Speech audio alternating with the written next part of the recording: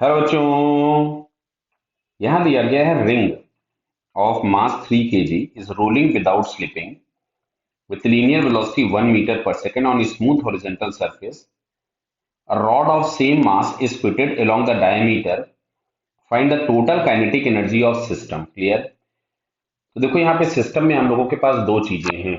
एक तो रिंग है और उसके डायमीटर के अलोंग एक रॉड है। तो एक डायग्राम बनाते हैं उसमें सबसे पहले आपको समझाने के लिए। ये जैसे हम लोगों के पास हमने रिंग बना दिया।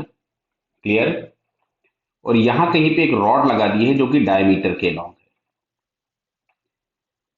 है। रिंग को हम लोगों ने एक सरफेस पे प्लेस किया हुआ है। रिंग प्योर रोलिंग मोशन कर रही, लिखा हुआ है आपके पास कि रोलिंग विदाउट स्लिपिंग। क्लियर है? तो अगर इसके सेंटर की वेलोसिटी कुछ भी हम लोग यहाँ पे वी ले लेते हैं तो इसका एक ओमेगा होगा जो कि आपके पास होगा वी बाई आर। क्लियर? तो सबसे पहला काम हम लोग क्या करना है, देखो समझो यहाँ पे दो चीजें हैं और दोनों की हमको काइनेटिक एनर्जी लिखनी है। रिंग की भी लिखनी है और रॉड की भी लिखनी है।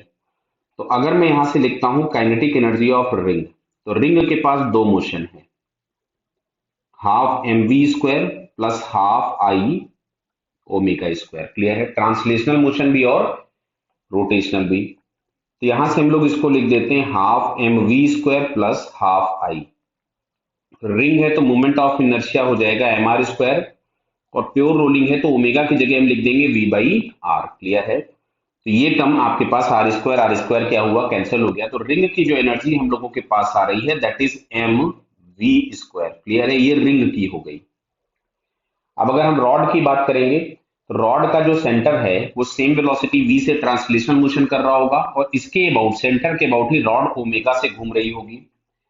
तो काइनेटिक एनर्जी ऑफ रॉड अगर हम लोग लिखेंगे तो यहां भी हम लोगों के पास मिलेगा half M we square plus half I omega square. Clear है? तो अब यहां से अगर हम लोग लिखते हैं इसको तो this one is half M we square plus half I. अच्छा, आई के नाम पे रॉड में हो जाएगा M L square by 12 into omega, फिर से वही मिलेगा आपके पास V square by are square. अब यहाँ पे बात आ गई एल की।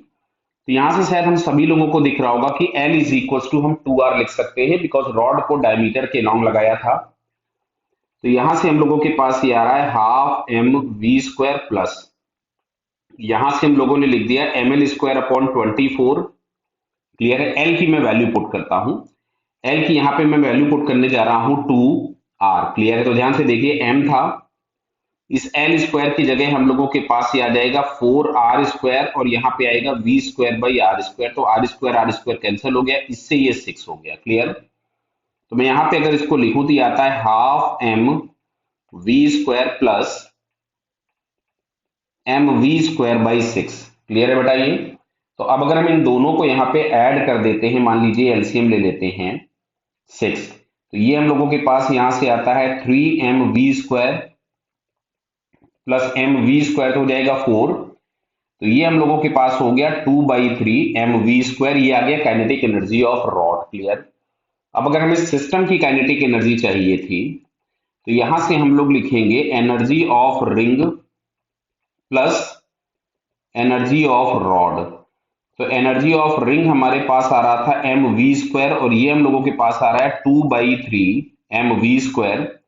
इसको अगर हम ऐड कर ले तो 2 + 3 मिल जाएगा 5। तो ये आएगा 5/3 एम वी स्क्वायर। अब यहाँ पे मैं वैल्यूज पुट कर देता हूं तो 5/3 एम हम लोगों के पास दिया हुआ है, देखिए जरा कितना दिया हुआ है, मास 3 kg दिया हुआ है और वेलोसिटी दिया है 1। तो एम की जगह यहाँ पे मैंने लिख दिया 3 और 1 का स्क्वायर। तो फाइनली हम लोगों के पास आंसर मिलता है 5 जूल। क्लियर है बेटा? तो total energy of this system जो हम लोगों के पास हो जाएगा ये 5 जूल। समझ में आ रहा है ना? यहाँ पे हमें रिंग और रॉड दोनों की एनर्जीज निकालनी पड़ती है। क्लियर बेटा? Okay, all the best.